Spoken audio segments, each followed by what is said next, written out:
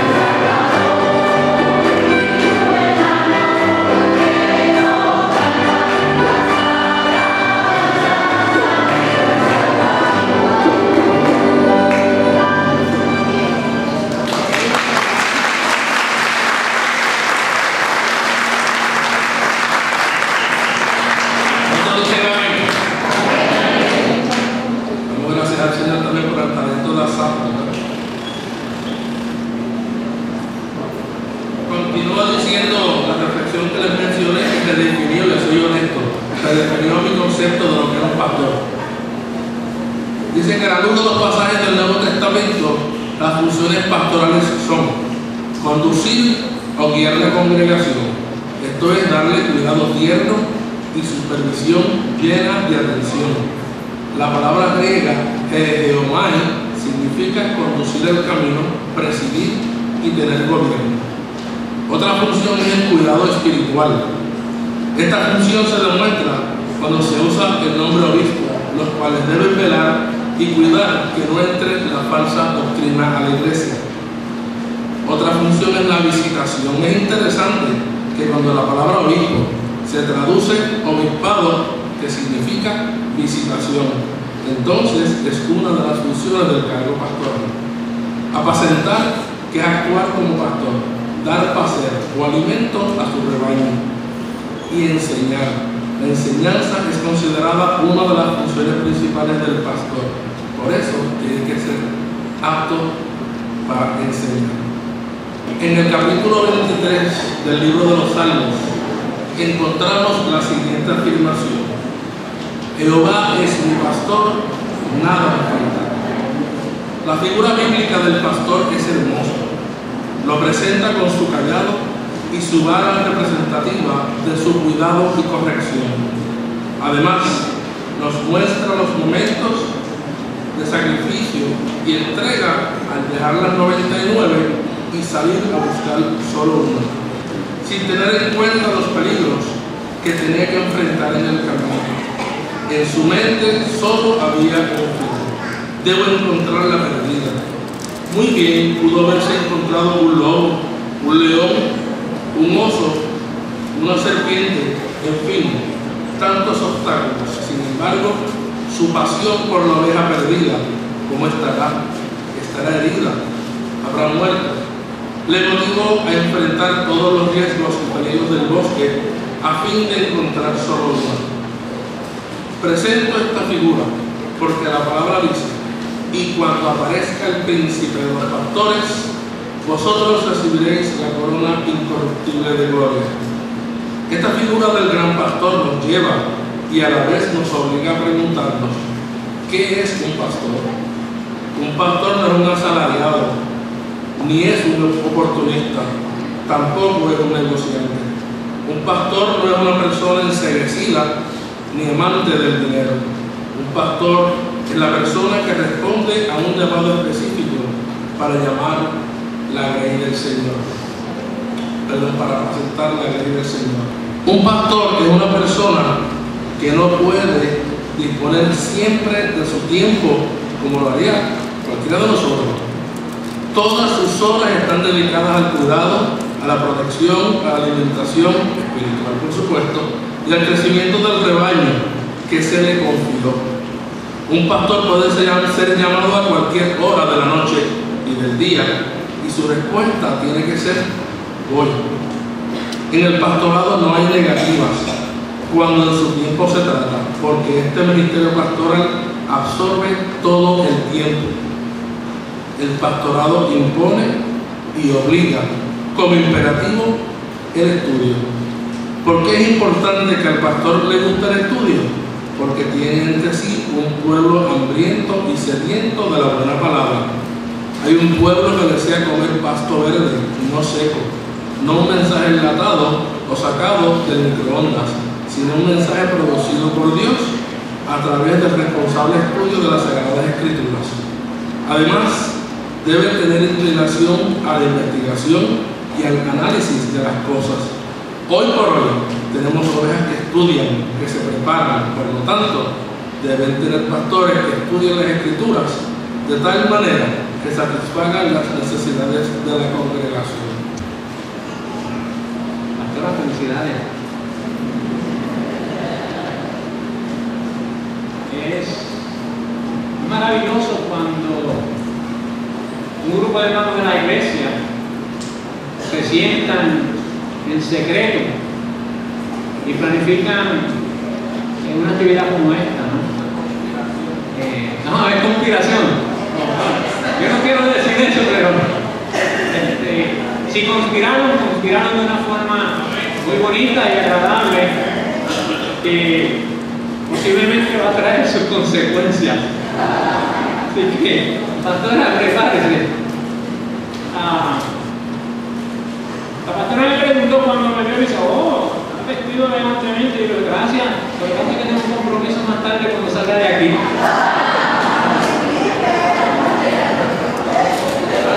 Tengo un compromiso más tarde cuando salga de aquí, así que... Pero verdaderamente felicito al grupo que tomó esta iniciativa y mi querida pastora, creo que plantea algo bien interesante. Cuando celebran un día como este, está creando algo bien interesante sobre usted. Y es simplemente de que cuando esto sucede, crea en usted, mi querida pastora, una responsabilidad doble. Amén. Así que le dije que va a traer más consecuencias, así que yo no sé nada, yo llegué ahora mismo, pero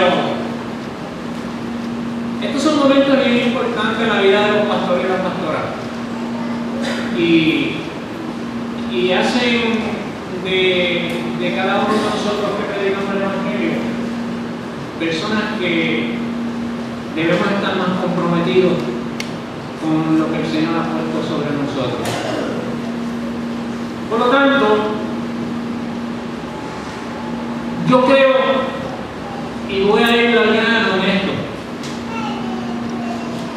cuando hemos estado creciendo, siempre en la vida de cada uno de nosotros ha existido esa mentalidad de mirar a alguien en ese caminar y usarlo como modelo mientras nosotros vamos creciendo.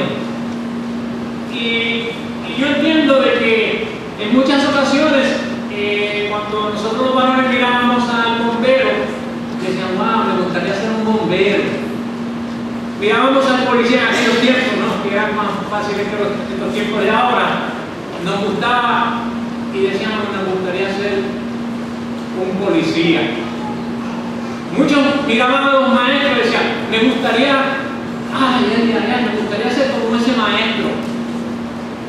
Y seguían por ahí mirando por todos los rincones y siempre entonces, al que le gustaba el deporte, decía, wow, me gustaría ser como Michael Jordan, cuando jugaba baloncesto, o como Roberto Clemente, para los tiempos de los que están cantando aquí de jugar.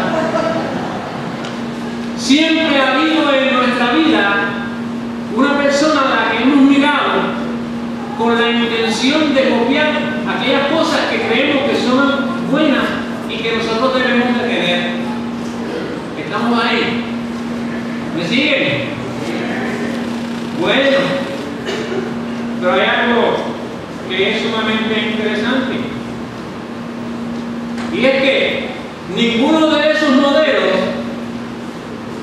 nos ha servido a nosotros como nos ha servido el modelo por excelencia al cual nosotros nos hemos fijado nuestros ojos. Y esa figura y ese modelo, pastores, pastoras, cristianos y cristianas, que hemos enfocado nuestra mirada, se llama Jesucristo. Pastora, y nosotros entonces, como pastores y pastoras, nuestro modelo por excelencia se llama Jesucristo. Amén. Ok, seguimos entonces. Yo siempre he escuchado en estas predicaciones, en días como este, que usan un texto de hebreo que habla a la iglesia que se haga responsable de los pastores y que los cuiden porque ellos nos van a representar delante del Señor y que sé yo qué, que el pastor lo haga sin temor y que todas esas cosas. Pero yo dije, no, Señor, ya he escuchado ese texto bíblico muchísimas veces. Yo tengo que conseguir algo en este momento, cuando me lo dieron con tiempo, y mi mente empezó a correr, pastora, usted no lo cree. Y decía, Dios mío, dame la palabra, porque yo no sé qué es lo que yo voy a hacer en un día como este tan especial. Bueno, así sentado en el cuarto frente a mis libros, le dije, Señor, dame la palabra, porque esto está duro.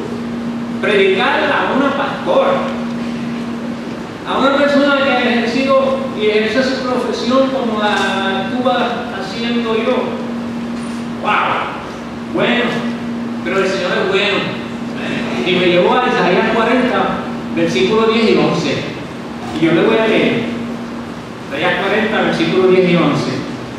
Y dice la palabra: he aquí que Jehová el Señor vendrá con poder y su brazo señoreará. He aquí que su recompensa viene con él y su paga delante de su rostro. Y el texto que yo voy a hablar aquí a mi pastor de la iglesia es el 11, que dice: como pastor apacentará su rebaño, en su brazo llevará los corderos, en el seno los llevará, pastoreará suavemente a las recién paridas. No crean que es fácil.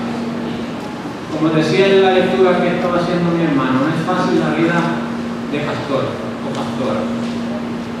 Pero si nosotros hemos sentido, y mi amada pastora ha sentido ese llamado especial y personal en su vida, entonces debe entender que hay muchos más riesgos que tenemos que enfrentar que lo que realmente habíamos pensado antes de asumir esta posición de pastora o de pastorado. Pero este texto bíblico, los grandes eruditos de la palabra dicen que habla específicamente de Jesucristo cuando va a venir. Y yo dije, wow, aquí es lo que yo debo de hacer y cómo lo debo de hacer, basado en lo que la palabra me dice a mí de lo que debe de ser un pastor, las características que debe poseer un pastor o una pastora. Si yo miro a la persona de Jesús, yo tengo que conseguir, si lo miro por los ojos humanos, no las voy a ver. Si lo miro por los ojos espirituales, como dice ese texto bíblico allí, implícito, todo lo que yo les voy a hablar a ustedes en esta mañana está implícito ahí, no está ahí al descubierto. Yo me metí dentro del texto, oré al Señor, busqué dirección del Señor y el Señor me reveló. O sea, si yo voy a usar a Jesucristo como modelo para mi vida, iglesia, yo tengo que mirarlo con los ojos del alma, con los ojos espirituales, para poder determinar y encontrar las características que tiene Jesús que yo debo de poseer como siervo y sierva de Él. Y yo encontré 6. Ahí en ese texto pequeñito yo encontré 6. Y la primera es, el hermano dijo muchas de ellas. La primera es que el pastor debe de amar a su rebaño. Sí, mis queridos hermanos, si Jesucristo es mi modelo, y la palabra me dice a mí que Jesucristo ama a sus ovejas, y si yo soy un siervo o una sierva del Señor, yo tengo que tener esa característica. Yo debo de amar a mis ovejas. Y el capítulo 10 de Juan, él dice algo bien interesante allí. A mí me chocó, ¿sabe? Juan dice en ese capítulo 10, versículo 11, 12 y 13. Dice allí algo bien interesante. Yo entiendo que es un llamado a la iglesia. Es una advertencia poderosa para la iglesia en el día de hoy. Sea esta o sea la congregación que sea, pero es una advertencia que la iglesia tiene que tomar en consideración. Juan dice allí que hay un pastor que es asalariado. ¿Y ese por qué es asalariado? No es pastor, dice Juan. ¿Por qué? Dice, porque ese pastor, esas ovejas no son de él, él no las trabajó, no son de él, no las compró, nada. Dice, es asalariado. Y cuando ve venir al lobo, deja las ovejas, dice, y huye. Cuando ve los problemas, ese pastor que es asalariado o pastora, cuando ve los problemas, no los confronta, se lava las manos y dice, esos no son problemas míos, que los resuelvan ellos. Entonces sigue diciendo en el versículo 13 lo que me llamó mucho la atención. Dice, el asalariado huye, y me da una explicación por qué huye. Dice, porque es asalariado. Y porque es asalariado, no le importan las ovejas. Mira, hay muchos pastores y pastoras que no le importan las ovejas. Están allí esperando el 15 y el 30. Y esos son asalariados. No le interesa lo que sucede en el medio de su grupo. De que los hay, los hay. Lo que hay que hacer con ellos. Los hay. Sí, los hay. Pero, y quiero que usted entienda, hermano, no se equivoque. Estos también reflejan amor. Sí, ellos aman también, aunque sea superficial, aunque sea de mentira, pero aman. Y le demuestran que los aman. Pero yo le quiero decir a ustedes lo siguiente. Ellos demuestran eso. ¿Cómo lo pueden demostrar? Si son asalariados. Y si son asalariados, ellos o ellas, en ellos no puede existir un verdadero amor. No puede existir un verdadero amor. No puede hacer o haber un afectuoso cuidado, una protección persistente, celosa e infatigable. Cuando usted ama, pastor o pastora, ama a su congregación, tiene que tener estas cualidades o características.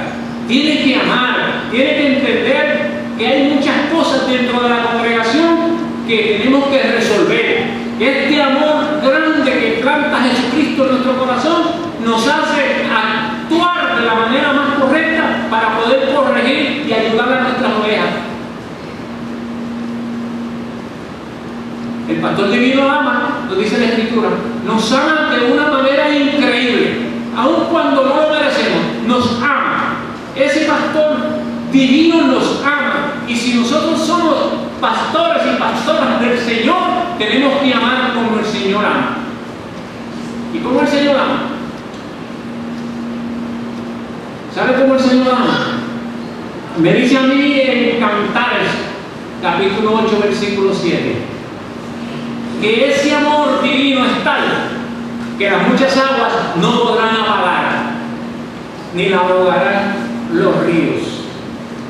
Pueden venir tormentas, pueden venir montones de problemas, puede venir un río revuelto, pero no va a poder, con ese amor grande que el Señor ha sembrado en nuestros corazones, para poder realizar el trabajo y atender y amar a las ovejas. Segundo, el pastor cuida de su rebaño. En este versículo 11, eso es lo que enfatiza Isaías. Entonces yo digo que de acuerdo a ese afectuoso cuidado y una diligente vigilancia unida a todo lo que se nos informa sobre su trato para con su rebaño, bien podemos afirmar que todo ese amor, ese cuidado, esa providencia, esa devoción, esa vigilancia que es hecha aquí en la tierra, en el ministerio de hombres y mujeres o de ángeles, es solo una reflexión y participación de lo que hemos visto que está en Él. Nosotros somos imitadores del Señor, y lo que vemos en el Señor lo debemos poner en práctica nosotros, pastores y pastoras, iglesia. Porque no solamente es la responsabilidad de ella ni mía, sino es la responsabilidad de todos nosotros, demostrar ese amor que ha sembrado Jesucristo en su corazón y tener la preocupación y cuidarnos los unos a los otros. El hermano decía allí que, dijeron aquí que una de las cosas es amarnos los unos a los otros. Pues ese es el amor que el Señor quiere. El Señor la ama a ella, el Señor me ama a mí, el Señor nos ama a todos nosotros, juntos. De alguna manera, este ejemplo de cuidado tiene que estar en ella y en mí. Tiene que estar en mí, tiene que estar en ella y tiene que estar en la iglesia. Tercero, el pastor guía a su rebaño. La historia nos dice a nosotros, y todos aquellos que se han metido en la Escritura, dice que el pastor siempre va adelante, no va a la parte de atrasar. No, el pastor siempre va adelante, no se sienta en la cola, no se va en el burrito en la cola. El pastor siempre va adelante. ¿Por qué? Porque las ovejas le conocen. Le conocen. Así que, entonces, si el pastor le tiene que ir delante, tiene que ir mostrándole el camino a través de la enseñanza, a través de la dirección, del cuidado, del amor. Debe de ir delante. El pastor divino lo hace. ¿Pero cómo lo hace? Pues lo hace por medio de la luz de la conciencia, esa luz que ilumina a todo hombre y mujer que viene a esta tierra, que viene a este mundo. Usted la tiene, todos nosotros la tenemos. Pero Él no se queda ahí. El Señor no se queda ahí. El Señor siempre camina la milla extra por sus hijos y sus hijas. ¿Qué más hace el Señor en iluminar el camino? Pues mire, simplemente Él se mueve secretamente a través de su Espíritu Santo, influenciando nuestro caminar para mantenernos siempre en el camino correcto. Para que usted ni yo ni la pastora nos desviemos del camino, sino que vayamos por el camino correcto.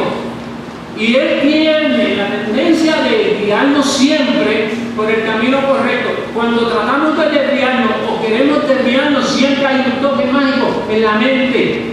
Nos lo pone en el corazón. hey, un momentito, detente, por ahí no te conviene por ahí, es por acá, no es por allá, es por aquí por donde Dios te estoy enseñando. Siempre hay una luz de alerta de parte del Señor a través de su Espíritu Santo que nos indica el camino correcto a seguir. Mis queridos hermanos y hermanas, entonces, el pastor tiene que proteger a las ovejas. Ese es el número 4. Tiene que proteger a su rebaño. Pero también quiero decirles que no se olviden de que este rebaño que está aquí, esa pastora que está allí, tienen que recordar que tenemos poderosos enemigos que debemos de enfrentar. Y quiero decirles, con mucho respeto, con temor y temblor, que los enemigos nuestros no solo están fuera de estas paredes. No se equivoquen. No se equivoquen. Muchas veces tenemos enemigos aquí dentro. En el estudio bíblico yo estuve escuchando lo que la hermana estaba diciendo, que nos sacan y que el monstruo. ¿Qué es eso? Nos sacan lo negro que tenemos. Nos provocan de una manera increíble. Por lo tanto, tenemos enemigos también dentro. No se crea que todos los que estamos aquí llevamos aquí la cosita de esa acá arriba. No se equivoquen. Y contra esos tenemos que luchar. Y luchar para impedir sus ataques, derrotando sus planes e intenciones, causando que caigan en su propia trampa y engaños. ¿Cuántos dicen amén? Tenemos que luchar juntos. Y no es reprochar ni señalar. Yo le voy a dar un ejemplo aquí. En una ocasión, sobre la clase que daba la hermana hablando del chisme. Ese es un enemigo cruel dentro de la iglesia. Yo tuve una experiencia cuando ministraba y pastoreaba la iglesia bautista misionera en Nueva York. Domingo en la mañana estaba yo repasando mi mensaje y llega una hermana y me dice: pastor, ¿puede? Digo, sí puede. ¿En qué puedo servirle? Porque usted sabe que en la mañana, cuando yo estoy metido en repasar mi sermón, yo no recibo a nadie en mi oficina. No es serio, pastor. Pues dígame qué es lo serio. Pues que la hermanita allá en el sótano de la iglesia está haciendo esto y creando un momentito. Siéntese aquí que yo vengo en un momento. Me fui, como decía mi esposa, me fui al sótano y busqué a la otra hermana. Llegó a la oficina y le dije: siéntese. Y le dije: hermanita, lo que usted me iba a decir de esta hermana, hágame el favor y dígamelo para delante de ella. Aleluya. Se acabaron los chismes en la iglesia. Se acabó el chisme en la iglesia. Nadie se atrevía a hacer comentarios ni ir a la oficina del pastor a hablarme de que la hermana me dijo y yo quiero que usted... No. Tráigame a la hermana que lo diga bien delante de mí y resolvemos el asunto. Por eso es que nosotros tenemos que tener mucho cuidado. Tenemos que entender que debemos defender la iglesia con todo lo que nosotros podamos defenderla. No es seguir la corriente, porque que se envuelven en estas situaciones de chisme, esos son artimañas de Satanás. Y eso aquí, en el nombre de Jesús, lo reprendemos. No lo queremos aquí. No es nuestro, no nos pertenece y lo echamos fuera. Quinto, el pastor alimenta a su rebaño. Y a veces unos textos bíblicos aquí y me llamaron también la atención. Isaías 49:10 dice: no tendrán ni sed, ni el calor, ni el sol los afligirá, porque el que tiene de ellos misericordia los guiará y los conducirá a manantiales de agua. El Salmo 23:2 dice: guiará su rebaño hacia delicados pastos. Ezequiel 34:14 dice: en buenos pastos los apacentaré. Si lo miramos desde el punto de vista físico humano, pues entonces el Señor siempre tiene un lugar, nos lleva a un lugar donde vamos a tomar, va a haber agua en abundancia. Y si hablamos de comida, pues nos va a llevar a un lugar donde la comida es abundante. Sí, el Señor siempre va a mirar por el lugar correcto para que nosotros podamos estar. Pero en Juan 6, el propio Señor se declara a sí mismo el pan de vida. ¡Wow! Un ser humano, pan de vida. ¿Cómo usted va a comer ese pan de vida? Lo va a partir en pedacitos y va a ir comiendo poco a poco, ¿verdad que no? No. Está hablando en términos espirituales. Y dice en el versículo 50 del mismo 6, dice, el pan que desciende del cielo para que el que coma de él no muera. Y yo digo, aleluya, porque siguiendo el ejemplo del apóstol Juan, entonces la palabra describe lo que es ser un buen pastor o pastora. Cada pastor o pastora que ha sido llamado para ejercer este honorable cargo tiene ante sí una gran responsabilidad. Tenemos ante sí, pastora, una gran responsabilidad. ¿Y sabe qué? No es solo amar, no es solo cuidar, no es solo guiar, no es solo proteger, no es solo buscar, sino también alimentarnos con la palabra del Señor, esa palabra que nos revela promesas, nos da seguridad, nos da fortaleza, esa palabra que nos enseña fidelidad, compromiso, obediencia, servicio, amor. Esa palabra es la que nosotros tenemos que enseñar a la congregación pastora. Eso es lo que tenemos que hablarle a la iglesia, que aprenda. ¿Por qué? Porque van a aprender a enfrentarse a través de esas experiencias y adquirir ese conocimiento, a enfrentarse con todas las situaciones difíciles y buenas o malas que se pueden encontrar en el camino. Van a tener siempre el apoyo y la respuesta del Señor para salir adelante.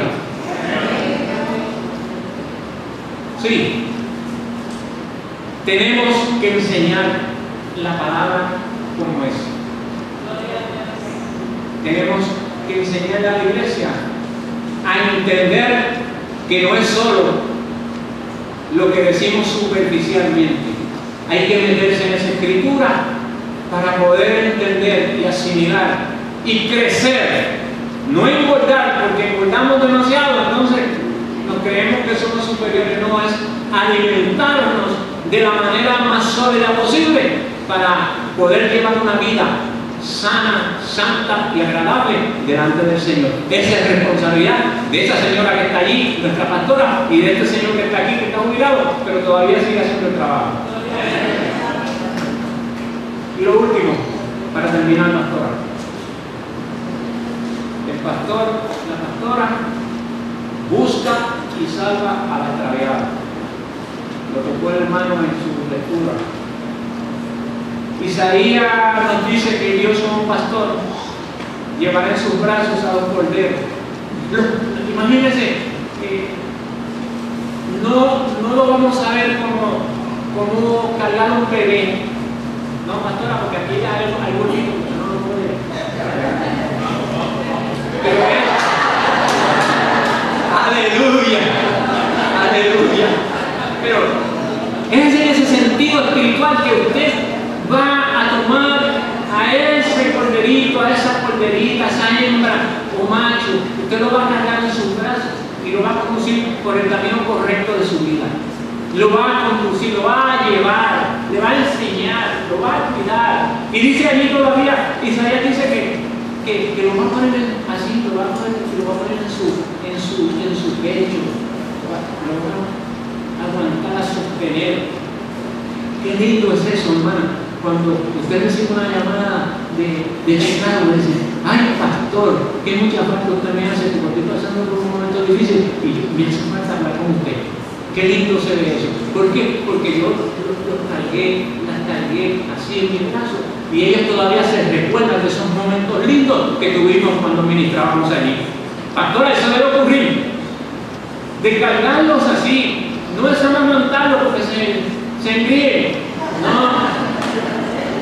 decirle que te amamos aún en el medio de las más grandes dificultades que puedan estar pasando. Es decirle a ese hermano, a esa hermana, mira, yo estoy aquí para darte la mano. Si tengo que llorar contigo, yo lloro contigo. ¿Por qué? Porque el amor de Cristo implantado en mi corazón me hace hacer así. No podemos ser diferentes. Que nos dé coraje, claro que nos va a dar coraje en el momento. Seguro si somos humanos, pero no podemos poner la excusa de que somos humanos para ofender a nadie. ¿Okay? Tenemos que buscar a la que se extravía. El Señor nos pregunta, iglesia, a todos y cada uno de todos los que estamos aquí presentes, el Señor nos está preguntando lo siguiente: ¿qué pastor, teniendo 100 ovejas, se le extravía una, no deja las 99 y va a tratar de extraviada? ¿Qué pastor? Pero yo le voy a decir algo. En mi caminar de tantos años siempre escuché a muchos de ellos decir: ay, no se preocupen por la que se fue, el Señor va a traer 2 por cada una de las que se va. Y yo decía, así como el maná del cielo, porque eso no es lo que la palabra nos enseña. No, la palabra no nos enseña que se fue una y Dios me va a dar 2. No, Dios me da 2 si todos nosotros nos levantamos y vamos allá a la calle a buscar aquello que está perdido. Y posiblemente no nos da 2, nos da 5, nos da 6, nos da 10, nos da 20, porque salimos a buscarlas porque están extraviadas.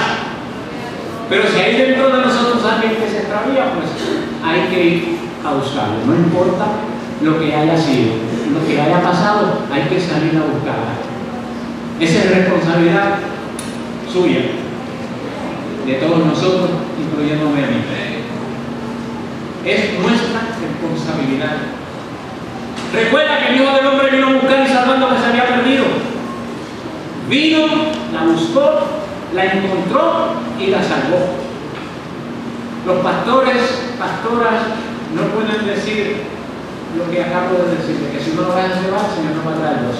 No. Eso no es lo que enseña la palabra, es una mentalidad, un concepto equivocado. ¿Sabe lo que dice el apóstol Santiago? Lo voy a leer. Hermanos, si alguno de entre vosotros se extravía o se ha extraviado de la verdad y alguno lo hace volver, sepa que el que haga volver al pecador del error de su camino salvará de muerte un alma y cubrirá multitud de pecados, sea por la razón que sea, se haya ido enojado, se haya ido porque uno de los hermanos en la iglesia lo ofendió, lo que haya sido, si el pastor o la pastora se entera, deben de salir a buscarla o a buscarla. Y si son los diáconos los que se enteran, pues tienen que notificar al pastor o a la pastora, porque juntos y en armonía, no importa qué, hay que salir a buscarla. Hay que salir a buscarla. Y termino. El pastor debe de amar, debe de cuidar, debe de guiar, debe de proteger, debe de alimentar. Y también buscar a la extraviada. Pastora, iglesia, el verdadero servicio no se desempeña o se realiza con el interés de adquirir una recompensa. Este servicio debe venir no como un fin, sino como acompañamiento del servicio. Como dijo Carlos aquí un domingo atrás, hemos sido llamados para servir. ¿Por qué yo le estoy diciendo esto, iglesia y pastora? Porque a servir es a lo que hemos sido llamados. Si en lo poco o en lo mucho le has sido fiel al Señor, el Señor te dará la recompensa diciéndote: entra en el gozo de tu Señor. Pastora, si en lo mucho o en lo poco usted le es fiel al Señor, el Señor le dará su recompensa diciéndole: entra en el gozo de tu Señor. Dios los bendiga, hermanos, pastores, felicidades nuevamente. Y que tengan